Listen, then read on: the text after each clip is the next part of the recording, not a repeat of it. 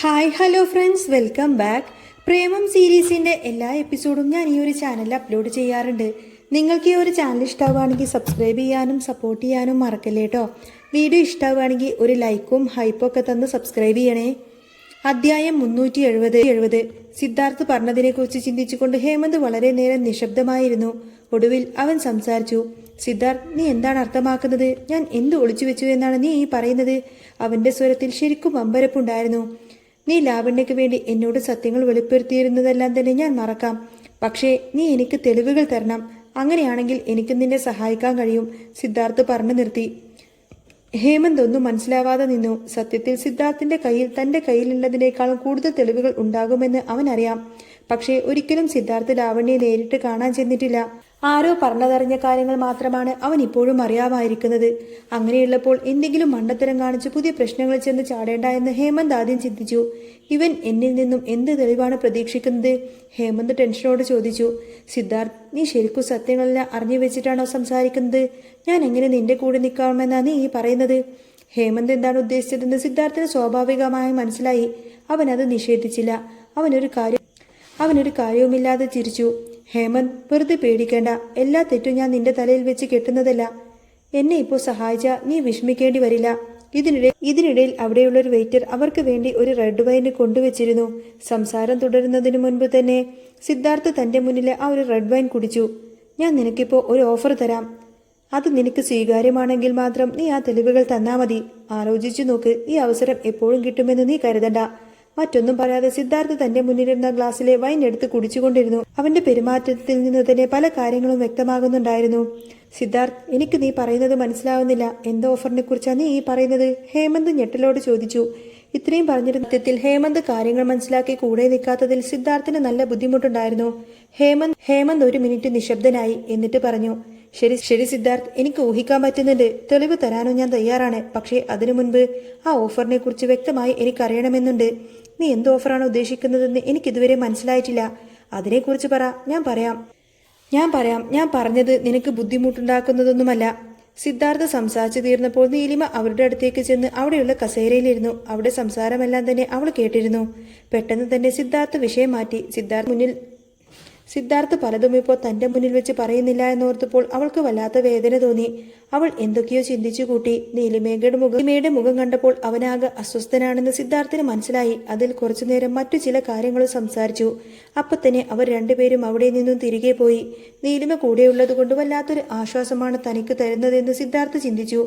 അവൾ അടുത്തേക്ക് വന്നപ്പോൾ ഇത് ആലോചിച്ചെന്ന് സിദ്ധാർത്ഥ് നീലിമയുടെ കൈ പിടിച്ചു. നീ എന്റെ അല്ലേ? അവൻ അവളുടെ കൈകൾ നെഞ്ചോട് ചേർത്ത് പിടിച്ചുകൊണ്ട് പറഞ്ഞു. അവൻ പെട്ടെന്ന് അങ്ങനെ പറഞ്ഞപ്പോൾ അവൾ ആകങ്ങ് വല്ലാതായി.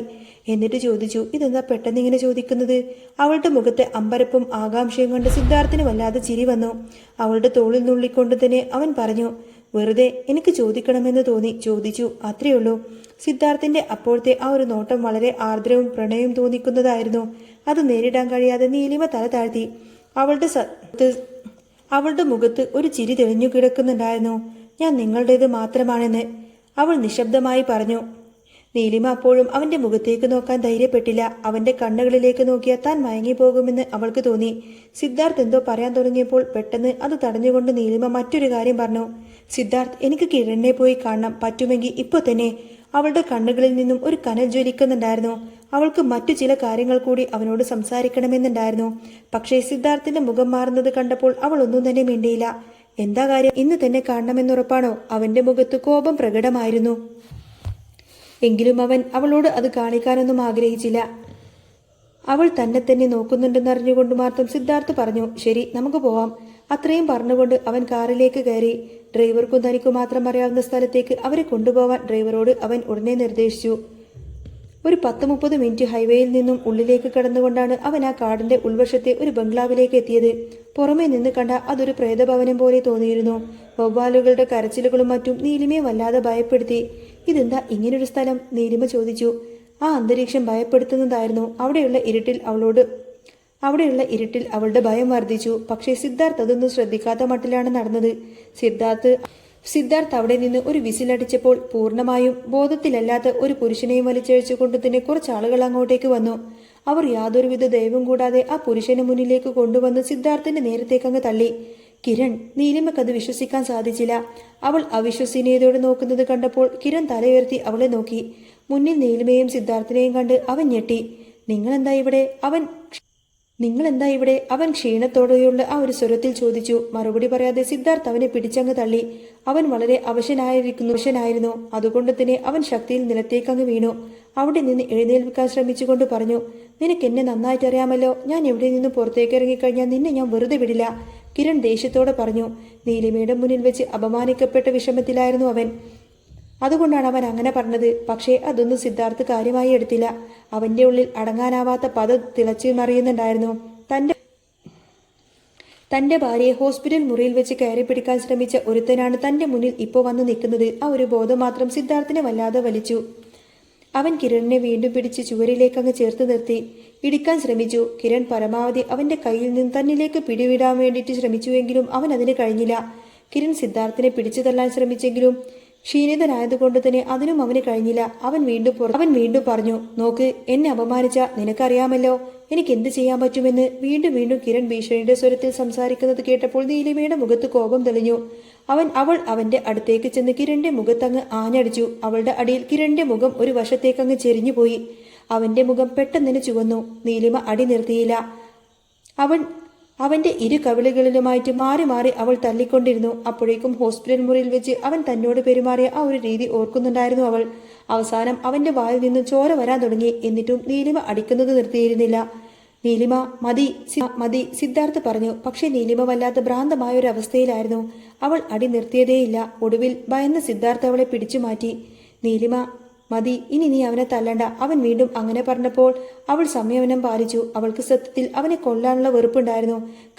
അവൻ കാരണം ഒരു ദിവസത്തെ മൊത്തം അവൾ അനുഭവിച്ച മാനസിക വിഷമം അവൾക്ക് മറക്കാൻ പറ്റുന്നില്ല. അത്രത്തോളം അവൾ വിഷമിച്ചു പോയിട്ടുണ്ട്. ഹോസ്പിറ്റലിൽ വെച്ച് അവൾക്കുണ്ടായ ആ ഒരു ദുരനുഭവം അവൾക്ക് ജീവിതത്തിൽ തന്നെ മറക്കാൻ കഴിയുന്ന ഒന്നല്ല.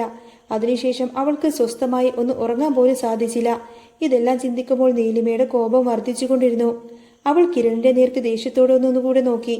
അവന്റെ കവിളിൽ ആഞ്ഞടിച്ചു. ഇത്തവണ അവന്റെ ആ ഒരു ചുണ്ടു പൊട്ടി ചോര ഒഴുകി വന്നു. എങ്കിലും അവന് സങ്കടം തോന്നിയില്ല. നീലിമയോടുള്ള ഭ്രാന്തമായ പ്രണയം അപ്പോഴും അവനുണ്ടായിരുന്നു. അവൻ നീലിമ തന്നെയാണ് എന്ന് തന്നെ ചിന്തിച്ചുകൊണ്ടിരുന്നു. അതുകൊണ്ട് തന്നെ അവൻ അടിച്ച അടിയൊന്നും തന്നെ അവനെ വേദനിപ്പിച്ചില്ല. അവൻ വളരെ നാണം കെട്ട ഒരുത്തനാണെന്ന് നീലിമ മനസ്സിലാക്കി. അവനെ തല്ലിയതുകൊണ്ടൊന്നും വലിയ കാര്യമൊന്നുമില്ല എന്ന് മനസ്സിലാക്കിയപ്പോൾ അവളുടെ മുഖം വല്ലാതെ വാടി. അപ്പോൾ കിരൺ അവളെ നോക്കി പറഞ്ഞു, നിനക്കിനി എന്നെ തല്ലാൻ കഴിയില്ല. കാരണം നിന്നെ ഞാൻ സ്നേഹിക്കുന്നുണ്ട്. നീ എന്നെ സ്നേഹിക്കുന്നുണ്ട്, അതല്ലേ സത്യം? നീ ഇവനോട് അതെല്ലാം തുറന്നു പറ. നമുക്ക് ഒരുമിച്ച് ജീവിക്കാം. അവൻ പെട്ടെന്ന് അങ്ങനെ പറഞ്ഞപ്പോൾ നീലിമ ആകെ വല്ലാതായി.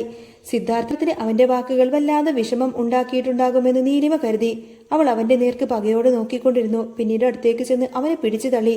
ചുവരിൽ ചെന്നിടിച്ച് വീണിട്ടും കിരൺ അവന്റെ സംസാരം നിർത്തിയില്ല. പെട്ടെന്ന് സിദ്ധാർത്ഥ മുന്നിലേക്ക് വന്ന് കിരണിനോട് പറഞ്ഞു, നിന്നെ ഞാൻ കൊന്നുകളയും. നിനക്കെന്നെ ശരിക്കും മനസ്സിലായിട്ടില്ല.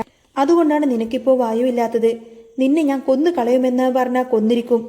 സിദ്ധാർത്ഥിന്റെ വാക്കുകൾ കേട്ടപ്പോൾ കിരണിന്റെ മുഖത്ത് വല്ലാത്ത ഭയം തെളിഞ്ഞു. കാരണം സിദ്ധാർത്ഥ് വെറുതെ ഒന്നും പറയുന്ന ആളല്ല എന്ന് അവനറിയാം. അവൻ തന്നെ കൊല്ലാതിരിക്കാൻ വേണ്ടി കിരൺ ഉടനെ പറഞ്ഞു, എന്നെ കൊന്ന നീ വിശ്വ ഗ്രൂപ്പിൽ നിന്നും പുറത്താവും. പിന്നെ നിന്നെ മുത്തശ്ശൻ അവിടെ വാഴിക്കുമെന്ന് നിനക്ക് തോന്നുന്നുണ്ടോ? നീ കുടുംബത്തിൽ എല്ലാവരുടെയും നന്നായി പെരുമാറുന്നതെന്ന് കരുതിയിട്ടാണ് നിന്നെ പിടിച്ച് തലപ്പത്ത് ഇരുത്തിയിരിക്കുന്നത്. അല്ലാതെ നിന്റെ പവർ കണ്ടിട്ടൊന്നുമല്ല. ഇതൊക്കെ ഓർക്കുന്നതൊന്ന് നല്ലതാണ്. കിരൺ പറഞ്ഞത് കേട്ട് സിദ്ധാർത്ഥിന്റെ മുഖം കോപം കൊണ്ട് തുടർന്നു. ഒന്നും പറയാനാവാതെ അവൻ നീലിമയെ നോക്കി. അവളുടെ മുന്നിൽ വെച്ച് മോശമായി പെരുമാറാൻ അവന് കഴിയുമായിരുന്നില്ല. അത് മനസ്സിലാക്കിയ നീലിമ ഉടനെ തന്നെ പറഞ്ഞു, ഞാൻ ഇവിടെ നിൽക്കുന്നു എന്നൊന്നും നിങ്ങൾ ഓർക്കണ്ട. നിങ്ങൾക്ക് ഇവരോട് എന്താണോ പറയാനും ചെയ്യാനും ഉള്ളത് അതെല്ലാം പറഞ്ഞിട്ടും ചെയ്തിട്ടും വന്നാൽ മതി. ഞാൻ ആരോടും ഒന്നും പറയില്ല. അവൾ ധൈര്യം കൊടുത്തതുപോലെ തന്നെ പറഞ്ഞു. അത് കേട്ടപ്പോൾ സിദ്ധാർത്ഥിന്റെ മുഖത്ത് കൂടുതൽ ആവേശം പ്രകടമായി. അവൻ കിരണിന്റെ അടുത്തേക്ക് വന്നു. അവൻ അടുത്തേക്ക് വരുന്നത് കണ്ട കിരൺ പിന്നിലേക്ക് നടന്നു. കിരണിനെ തല്ലുക എന്ന് മാത്രമായിരുന്നു അപ്പോൾ സിദ്ധാർത്ഥിന്റെ പ്രധാന ലക്ഷ്യം. അവൻ കിരണിന്റെ അരികിലേക്ക് നടന്നു ചെന്ന് അവന്റെ കവിളിലങ്ങ് ആഞ്ഞടിച്ചു. ഇത്തവണ കിരൺ നിലത്തേക്ക് വീണു. എഴുന്നേൽക്കാൻ വയ്യാതെ അങ്ങ് കിടന്നുപോയി. നീലിമക്ക് മുൻപിൽ വീണ്ടും അപമാനിക്കപ്പെട്ടതിന്റെ ദേഷ്യത്തിൽ അവൻ പറഞ്ഞു, നീ നോക്കിക്കോ, ഞാൻ എവിടെ നിന്നും പുറത്തിറങ്ങിയ ആദ്യം മുത്തശ്ശിന്റെ അരികിലേക്കായിരിക്കും പോകുന്നത്. നിന്റെ ഭാര്യയ്ക്ക് വേണ്ടിയിട്ട് നീ ഇത്രയൊക്കെ കാണിച്ചു കൂട്ടുന്നത് അദ്ദേഹം അറിഞ്ഞിരിക്കണമല്ലോ. അങ്ങനെ അറിയിച്ചു കഴിഞ്ഞാൽ നിന്റെ സ്ഥാനം ധരിക്കും സിദ്ധാർത്ഥ്. നീ കരുതുന്നതിനേക്കാൾ വലിയ പ്രശ്നമുണ്ടാവും. അതുകൊണ്ടാ ഞാൻ നിന്നോട് പറഞ്ഞത്, നീ ഒരുപാട് എന്നെ കളിക്കാൻ നിൽക്കരുത്. അതും ഇവൾക്ക് വേണ്ടി. ഇവൾ ഇന്നല്ലെങ്കിൽ നാളെ എന്റേതാവേണ്ടവളാണ്. ഇവളെ നിന്റെ കൂടെ ജീവിക്കാനും ഞാൻ അനുവദിക്കുന്ന പ്രശ്നമില്ല.